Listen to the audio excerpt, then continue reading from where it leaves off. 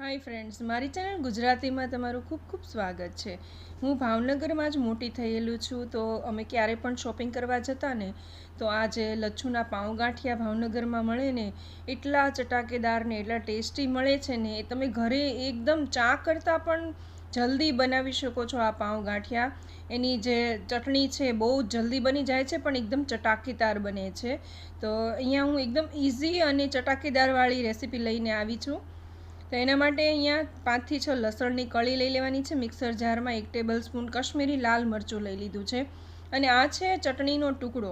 तो मैं स्टोर करेली चटणी हती ए ज लीधी छे। न होय कोई बी चटणी पण लई शको छो, ग्रीन चटणी अथवा तो अर्धुं लीलुं मरचुं आमां तमारे एड करी देवानुं छे અને થોડુંક પાણી નાખીને આવી રીતે પેસ્ટ બનાવી લેવાની છે। હવે અહીંયા મેં 1/4 કપ આંબલી લીધી છે, એની અંદર મેં એનાથી 1.5 ગણો જેટલો ગોળ નાખ્યો છે અને આને ગરમ કરી લીધું છે। હવે આપણે આને આવી રીતે હાથેથી ચોળી અને એનું પાણી અલગ લઈ લેવાનું છે। તો અહીંયા બધું જ પાણી હું નથી લેતું, થોડું બચાવીને રાખું છું, આપણે આમાં અડધું જ જોશે।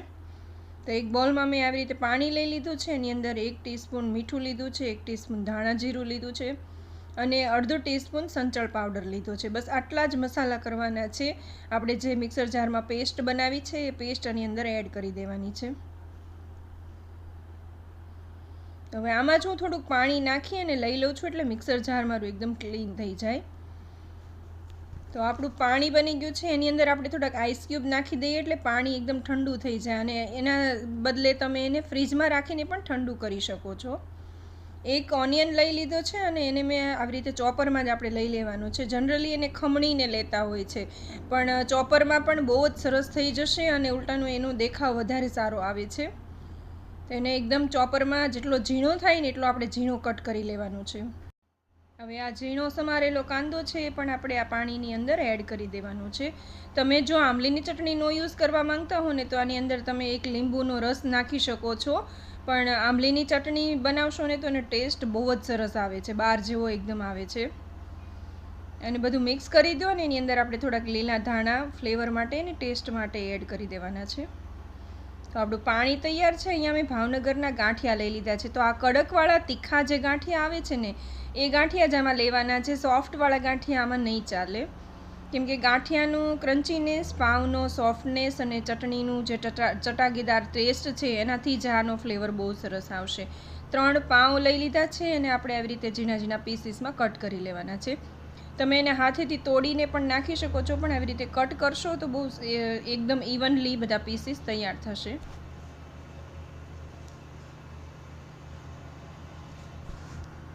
એને પણ આપણે એક બોલમાં નાખી દઈએ।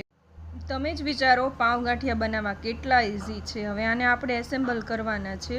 તો અહીંયા પાવ તૈયાર છે, ગાંઠિયા પણ તૈયાર છે અને એની ચટણી પણ તૈયાર છે। ગાંઠિયા જો થોડા વધારે લાંબા લાગે તો તમે હાથેથી એને કટ પણ કરી શકો છો। હવે એક પ્લેટ લઈ લેવાની છે, એમાં નીચે પાવ મૂકી ઉપર ગાંઠિયા મૂકવાના છે। તમને જે રીતે કોમ્બિનેશન ભાવે, પાવ વધારે ભાવે કે ગાંઠિયા વધારે ભાવે એ રીતે કરી શકો છો। જનરલી મને ગાંઠિયા વધારે ભાવે છે, તો હું થોડા ગાંઠિયા એમાં વધારે એડ કરું છું। એની અંદર આપણે 4 થી 5 લેડલ ભરીને આવી રીતે ચટણી સ્પ્રેડ કરી દેવાની છે। જે આ ટેસ્ટ છે ને એ ચટણીનો જ છે। તમને એમ લાગે કે આટલું સિમ્પલ ઇન્ગ્રીડિયન્ટ, પણ એકવાર તમે બનાવશો ને તો અમારા ભાવનગરના લચ્છુના પાવ ગાંઠિયાના વખાણ કરતા નહીં થાકો, એટલા સરસ ઘરે જ તમે બનાવી શકશો। फ्रेंड्स, रेसिपी सारी लगी होय तो कॉमेंट में रेड हार्ट जरूर थी आपजो मारा मोटिवेशन माटे, अने चेनल ने हजी सुधी सब्सक्राइब न करी होय ने तो सब्सक्राइब जरूर थी करी लेजो। अने तमे कया गाम के शहर थी मारो विडियो जोवो छो ने ए मने कॉमेंट में लखीने जणावशो ने तो मने बहु ज खुशी थशे। Thank you for watching.